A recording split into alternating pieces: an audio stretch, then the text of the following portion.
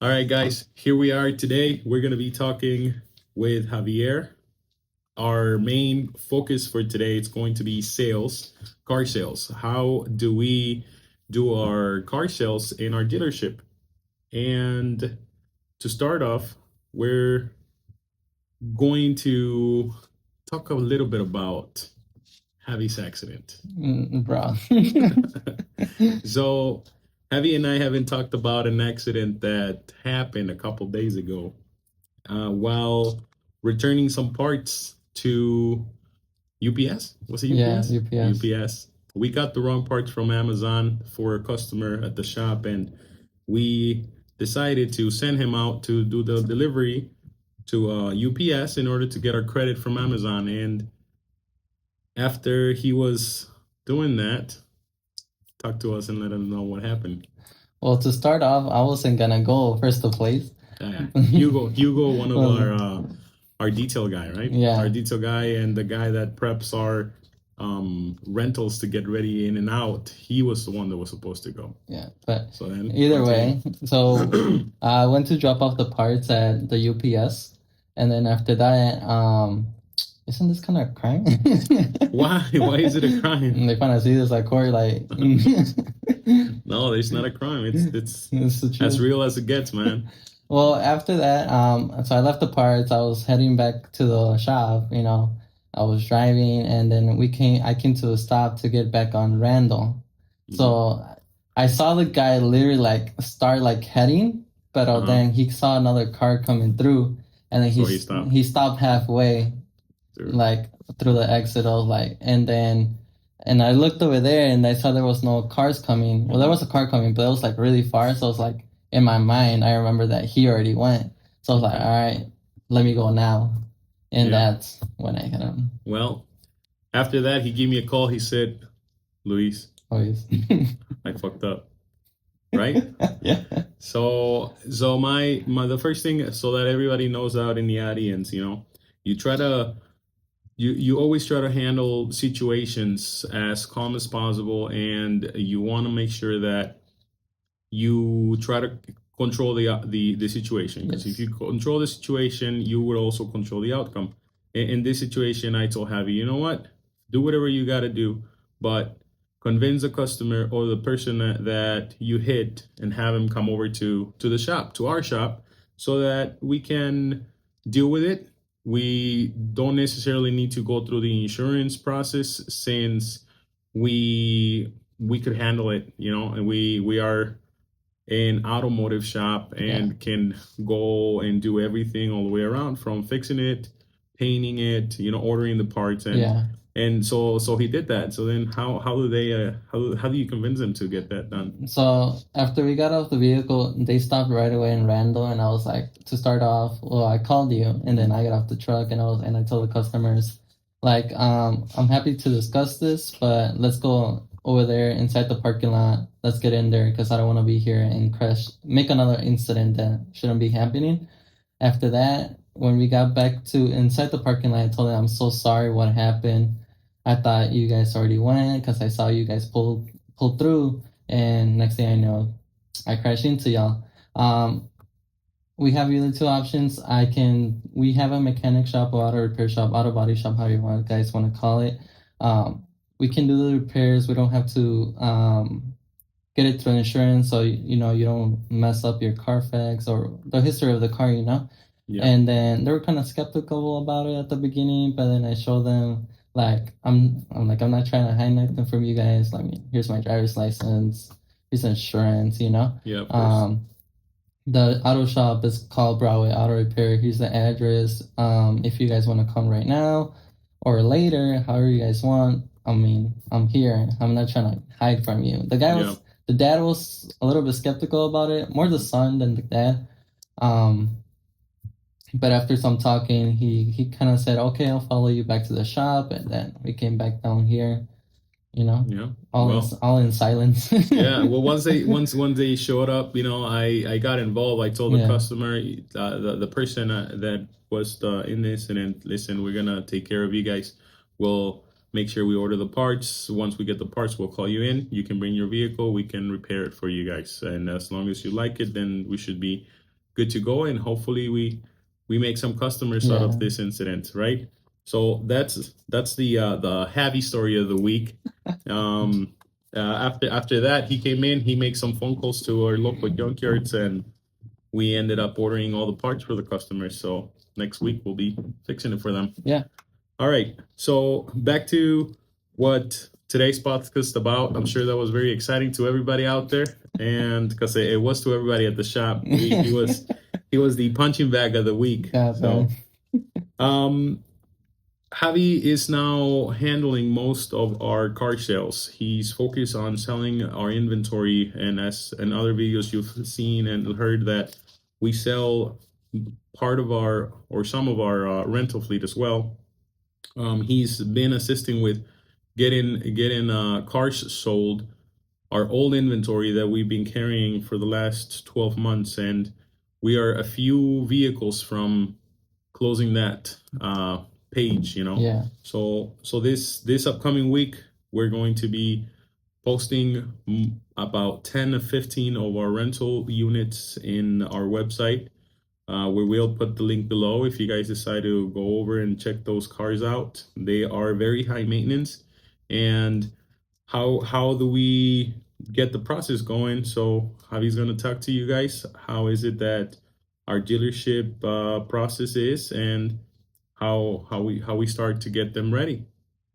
All right. So usually to get all vehicles started, or when they get here, either from an auction or trade-in, right away we test out the vehicles. We take them on the road, test drive, like 20, 30 minutes, see what's going on with suspension, if we can feel anything in the engine that's wrong, if the car is hesitating or anything like that. That could be a major issue for the customer in the future. Then after that, after the test drive, we bring it in, we make a work order, and then from there, we wait for the technicians to check it out, see what's going on, what kind of repair it needs. After that, when the technicians are fully finished checking the car, we start ordering parts, see what it needs. If it needs suspension parts, engine parts, they tune. Of course, they need to tune up right away. And then after our repairs are finished, we take it for another test drive one more time. We test it out like 50 to 100 miles to make sure everything is running great and smoothly. From back road test driving to highway test driving, make sure the vehicle is safe 100% before we give it out to the customer.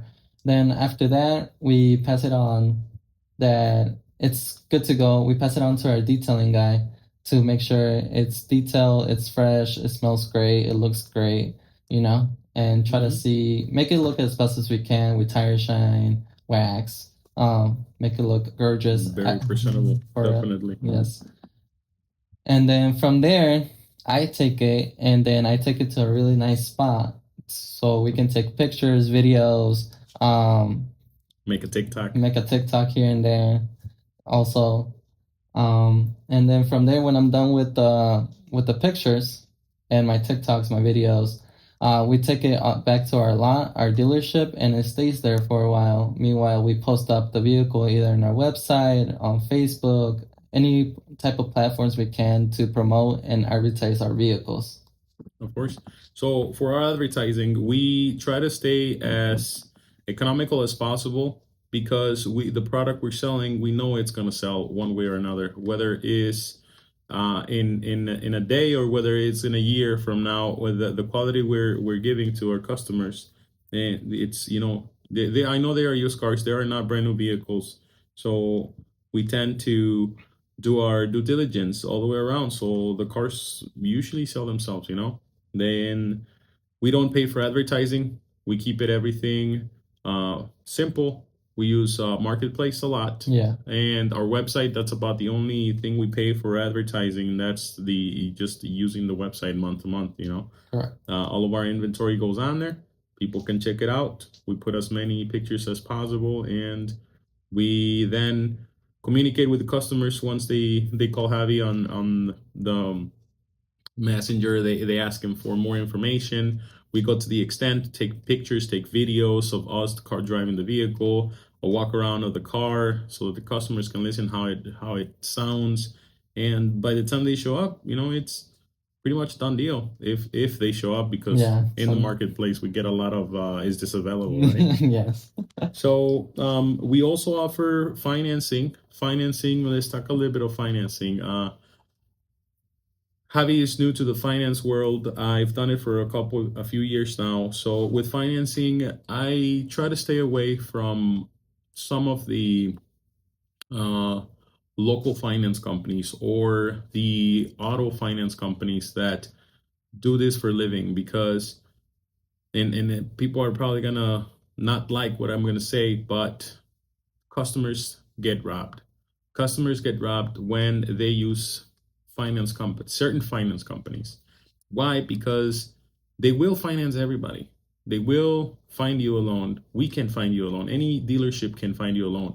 The problem with that is the type of loan that you're gonna get. So in these situations, the certain finance companies found a way to approve everybody and find the people that need the most a vehicle, and they give them a really high interest rate. They push all type of holdback fees. They push all type of um, fees that don't make no sense. They really don't. So in my situation, and I speak for myself in this one, I sold a few cars to a few of our customers from the shop, and by the time that we finalized the deal, I felt bad. So I did 2 or 3 deals. I study the structure of the deal, and it turned out that the customer wasn't getting a good deal at all. Why? Because even if I gave the best price available at the end of the loan, customers are paying for a $5,000 car. They turn out paying $12,000 to $15,000.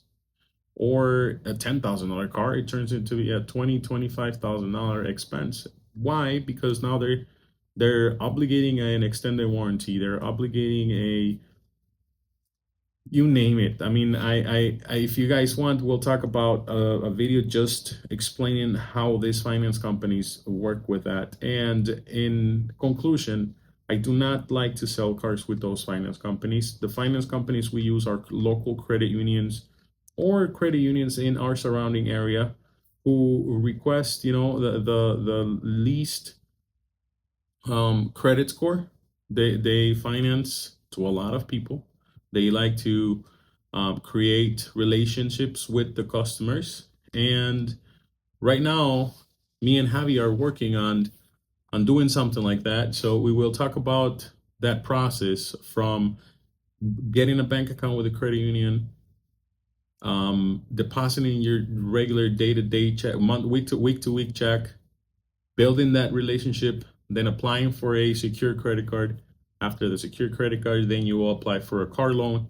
Once you get approved for the car loan, you're golden, because you will pay less fees with the credit unions than with any other company. So that's how we finance our cars. It's the only way we finance cars, other than the buy here, pay here. We do some buy here, pay here's in house, are but they're very very little, Yeah. very little. We don't charge any interest either. We just sell our retail price.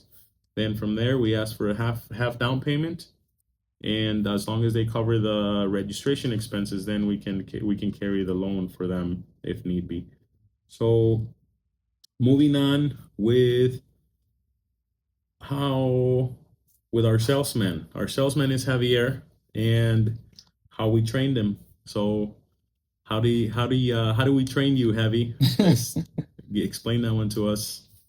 So the way I got trained is for my first few deals was watching you, seeing how you close a deal, how you make numbers, especially how you the way you talk to people, you know. Hmm.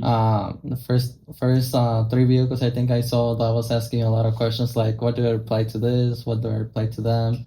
And then when they got here physically, um, well. when they got here, I try to explain to them what's the car, what engine, the basics. I learned a little bit from social media. Mm-hmm. Um, tell them about the car, the history about the car, and then from there, well, I just learned from you. Yeah, so all in all, everything I pushed as mentoring my team, I explained to them, you want to know your numbers, you want to know what you're selling, what type of product you have, you want to test drive the car yourself, you want to get a feel for what you're selling. Once you know what you feel, what you're selling, you'll be confident that you're going to sell the vehicle. Why? Because you can sell anything to anybody as long as you know what you have and you're confident about it. If you're not, it's going to be very difficult. It's going to be almost impossible. One of my friends saying is that he would even he would sell anything to anybody if he wanted to. So we we'll talk about that person one of these days. He's one of my mentors and a person that taught me a lot how to sell, how to close sales. And one thing he mentioned is recently, you don't want to wait. If the customer leaves today, you want to call him in the next few hours to make sure that he knows you are interested in closing him and selling him a vehicle. So, shout out to that person. He knows who he is if he listens to this video. So, all right. Well, now let's talk about purchasing of the inventory. Purchasing of inventory for our dealership or for our rental fleet is very basic, very simple. We created a system that we follow through. We search what we are expert at. In our expertise right now, it's in Ford, GM, Chevy, and Mazda, right? That Yeah. could we could say that would be our expertise in, Yes. mainly because we get to offer a lot of knowledge to our buyers or to our renters. Vehicles are very economical to fix. They are reliable as long as they kept well maintained, and they're all in all pretty decent cars. So our system is running Carfax on every vehicle we're gonna buy. Every car we buy, we run a Carfax. We know what the wholesale, what the retail price is. Once we know those numbers, then we go betting. We start betting on him. We try to find out if it's on the platform that we're buying, if it's green light, red light, yellow light. Green light, it means, it's in really good shape, no mechanical issues unless they're addressed in the description. Yellow light, they tell us what's going on. Red light, accidents, total loss vehicles. So we try to stay away from those. That is the simple process we follow. Once we know if a car is a yellow light, they'll tell us what the problems are. And from there, we'll move on to performing an estimate in our shop, figuring out what's going to cost us to get the car fixed. Once we get here, then we put everything in paper, figure our numbers, make sure they're going to be profitable after we're done getting the car fixed, and that's how we buy our cars. That is the process. Our main and the main auction we like to buy at, it's ACV. ACV is to us our main source of purchasing vehicles. Now, sometimes it gets hard to find vehicles at that auction, and we also go out shopping at Marketplace, which it's the same system, same setup.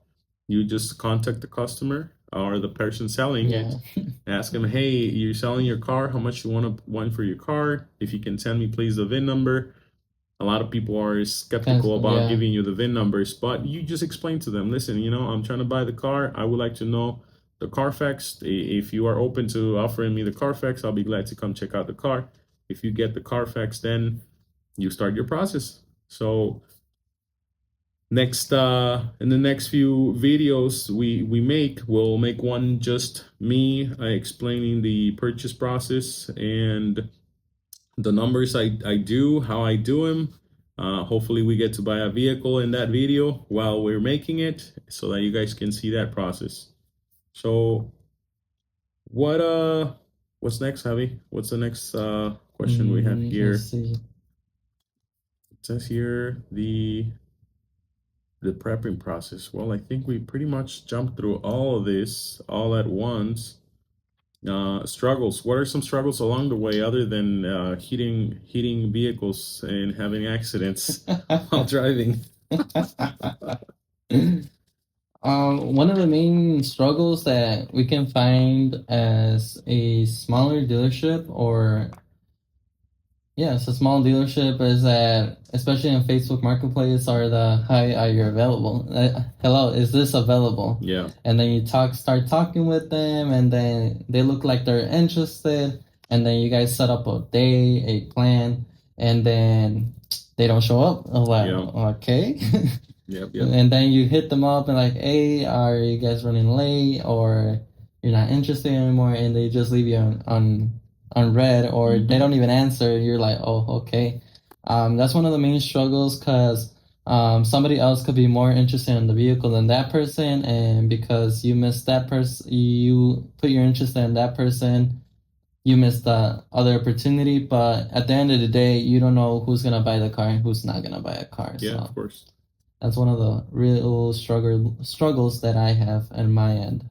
All right. So the struggle that I'm going to talk about was getting these hard-headed people that I work with that have accidents sometimes. Sometimes. So is having them get discipline. Discipline is one of the things that I started putting into my day-to-day workflow and my day-to-day lifestyle. It's a lifestyle that I've put in my life in the last 3 to 4 years, so that it has helped me grow. It has helped me scale our businesses. We went from walking to running. We are running right now in our businesses, thanks to that discipline that I started to carry. And the main struggle that I'm talking about is how to push discipline to others. And that is, it's very hard. It's very hard because they gotta want it. They gotta wanna use it. They gotta want to have it. They gotta really, really, really want it. Why? Because if they don't, that's where the struggle happens. You're constantly gonna be on their ass. You're basically every day going to be pushing them.